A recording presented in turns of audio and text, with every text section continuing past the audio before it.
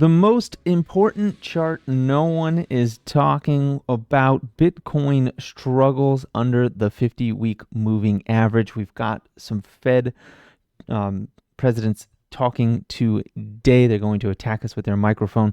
Let's take a look at all of that and more. But before we get going, check out the channel memberships. We've got some great stuff going on there, especially in the stalagmite level, where you see how I am handling this very difficult time with the real-time trade posts and members-only videos. Go ahead and smash that like button. Comment down below what you think is going to happen here by the end of the year with Bitcoin. If you've got any thoughts on that, and of course, give us a subscribe if you like what you see here at any point in the video. Anyways, let's get going here. So this is the FINRA margin balance ratios. What this measures is the amount of margin debt in the system divided by the amount of cash available in the U.S. system. Okay, this has only ever gone as high as it is now 2 other times since it's been recorded here all the way back to 1997, and that was in March 2000 before the dot-com bubble burst at 0.53, and the GFC just before the housing collapse in 2007, where it reached 0.5. And you can see it clung to that area for a little bit and then collapsed. Same thing in 2000. It clung to those highs until August and then collapsed. Currently, we are at 0.49. Okay, so we are 0.03 away from the highest margin debt to cash ratio ever. So let that sink in for a minute. And both times, those were massive, massive corrections. Now, do I think that's going to resolve in a huge, insane correction this time? Maybe, maybe not. We'll see. We'll see what happens. But currently, yeah, we're at 0.49, and the highest it's ever been is 0.53. So keep that in mind. That a leverage unwind could be very dramatic and very fast. If you notice, these drop-offs are very sharp. Okay, so pay attention to that. When this balance ratio starts to turn around, it's going to be bad. And I think around like 0.51, even 0.5, honestly, if it hits 0.5, hits 0.51, I'd be thinking I've got, days or weeks to offload and wait to see what happens from there. Okay, so that's very important. We got some Fed presidents speaking. So 3 of those today at 9, 1, and 3:30. That is going to be, they're going to come and just be a pain for all of us. I don't know what the asterisks mean on all this information for Tuesday. Maybe they're still not providing data for last month. We'll see. And that's that for that. So Bitcoin, this is the big one. Bitcoin. So we closed way under the 50-week moving average there. We closed the weekly currently at $94,000. We are having a struggle fest here at this level. And it makes sense because we're kind of in no man's land a little bit here. We're a little bit in no man's land. We're at the very bottom of this structure here on the left. And I'll draw on. We're at the very bottom of this structure here. And the next structure doesn't catch us until down there, which is around like the high 80s, right? The low 90s, high 80s is where that next structure would catch us, assuming that that's going to hold. All right. We'll see, we can see that on the chart here. Yeah, we've got a little like volume node there at about 84. But if we bring it out here, let me get that. Yeah, the real catch me from falling hard starts around 68,000. So does that mean it's going to go down there right now? No, it doesn't. But that would be the area I'd be targeting for a pretty big swing if it got there. Currently, we really want to see sometime in the next 2-3 days, this thing come back up above the 50-week moving average, get it back above $102,000, and start to push. Otherwise, I'm going to be very, very convinced that the cycle is very likely over, and I won't even consider doing another swing and be moving into other things. One piece of information, a little news alert. Next weekend on Saturday, I'll be leaving for Poland. I'm going to go through a week in Poland, so I may or may not get the weekly closes out next weekend since I'll be traveling over the weekend. I'll try to. We'll see if I am able to. I might miss it, so keep that aware of that. And videos will be a bit sporadic during the Thanksgiving week while I am traveling. So be aware of that as well. If you're looking for the Trade Cave videos, you're like, where are they? Well, they'll likely be a little sporadic. I'll still have my laptop with me, and I'll still be making some videos here and there, but it's not going to be like every day or anything next week. So pay attention for that as well. Could be wild times. Anyways, so Bitcoin struggle bus. We're looking at some others are holding their own a little nicer, like Ethereum's holding its 50-week moving average.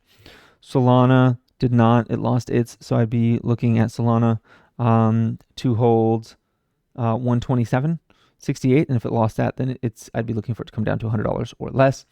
Doge did not hold its, but it looks like the 200-week moving average is an area it's going to gravitate to, which is currently at about 13.5 cents, which is why I sold out my Doge. I was down very, very little. I was fortunate enough to only lose about 10% on my Doge before I cut it. So I made that 100% plus back in the past. Went to Korea off that. And this time, this is looking bad. This could push even lower. So I'm not too interested in any of the alts right now, except Ethereum a little bit, because Ethereum has an institutional usage, the institutional use case that it could benefit from. And it is currently sitting on an area of support right now. So if it could start to bounce off of that, I think Ethereum is probably the only one that has the ability to buck the trend right now. Not that Solana can't, but Ethereum has that larger institutional backing. Because they want to use it to tokenize stocks, to tokenize mortgages, to tokenize anything. Like Solana will be used for like things like concert, things that come in massive bulk and need to be quick will be Solana. Things that don't require instant gratification, like a mortgage or stock trading. Stock trading right now is trade day +3. Options is like +1. Ethereum will turn that to +10 minutes. So or plus an hour at most, right? So Ethereum could significantly increase the speed of those things, and they don't really need it to be as fast as Solana is, which is one of the reasons I think that that Solana likely won't do as well as Ethereum going forward. And Ethereum, once it starts getting picked up by big institutions, we're talking like JP Morgan, we're talking Wells Fargo, we're talking those other big banks. When they start get picked up for those to manage their loans and to tokenize stocks, just like Hood is currently doing, then this thing is probably going to flip Bitcoin. So we're watching that carefully, and that's probably the only one I'm still kind of holding anything related to. It is Ethereum. If you're looking at the miners, like CleanSpark down badly. CleanSpark Orange is up 11% this morning. I don't know why. Now people might say, "Oh yeah, let me bring this in." I go, oh yeah, we've got a fib here, and it could come down, and then it's sold off, and it could go higher from here. But you got to remember two things. The crypto market is not doing well. The AI market currently also getting hammered. CleanSpark is solidly in one of those and trying to break into the other, and they're both doing bad. So CleanSpark not going to do well until so CleanSpark, Mara, all those aren't going to do well until the leaders lead. And the leaders currently, at least the most closely related leader is Iron. And look at Iron, not doing so hot right now. Iron is still selling off. When Iron starts to curl back up, I would expect those to follow. Okay, I would expect them to follow. I'd be looking at that. I'd be looking at Wolf. So Iron, I'd be looking at Wolf since it got that Google buy. I'd be looking at Cypher as well. And so in this space, I'd be looking for those to lead. I see Iron, Cypher, Wolf leading. I would expect to see some of the others catch up soon after. Or like stocks like CoreWeave. If I see CoreWeave starting to recover, CoreWeave and Nebius or however it's said, either of those two, I see those starting to recover, then I'd say, okay, maybe something like CleanSpark could recover. If I see, what's the other one? APLD starting to recover, because that would lead things like CleanSpark, things like Mara. I see that start to recover. Okay, maybe there's a chance that those could recover on the AI narrative, and that's possible. But without that, I wouldn't be too interested. Right now I'm focusing on safer plays, safer things right now. I have mostly cash. Right now. I don't have a lot of stocks at the moment.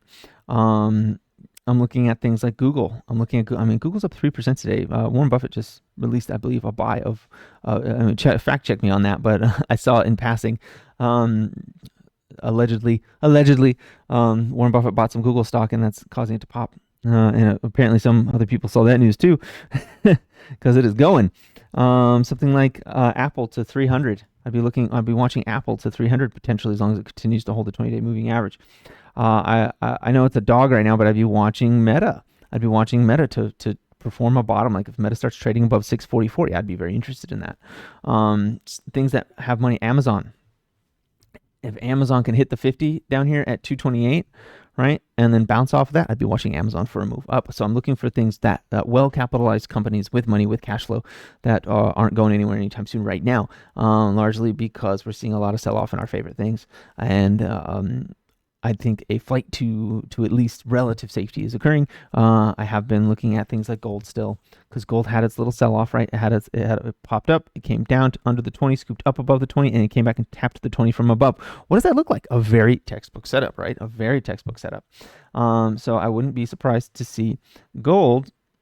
I wouldn't be surprised to see gold do this, come, and then go right back up to the highs. I would not be surprised to see that at all. Okay, silver, similar sort of situation, but silver is a little more erratic. So this is looking very cuppy and handily. Boom, and we can send that up to like 50 or higher for silver. So I'm watching silver carefully for that as well. Is there anything else that's really interesting? SPY. I'm also watching the SPY. I'm watching the SPY. The SPY came down how much off its highs? It came down the lowest point. It was about 3%. So we could probably see another 2%. So maybe we'll come down to 653. Maybe we'll come down 7 or 8% down to like 640 or lower in this week, and then start to see a turnaround for that Christmas rally, for that Santa Claus rally, and then push us up to 7,000. Like right now we're on the 50. We're a bit just above the 50. Yeah. So if we hold the 50, yeah, we could push higher. I am thinking of SPY hitting 7,000 or a little higher, and then starting to roll over, and then we'll start to see around like maybe December or maybe November, we'll see that 0.5, 0.51 on the margin ratio, and then I'll sidestep pretty much everything. I wouldn't want to be in anything risky, anything high beta right now, largely just because of that margin debt. And of course, nothing I say is financial advice and not a suggestion to buy, sell, or hold any asset whatsoever. You got to do your own research, come to your own conclusions, because ultimately you are responsible for your own risk and how you manage your own money.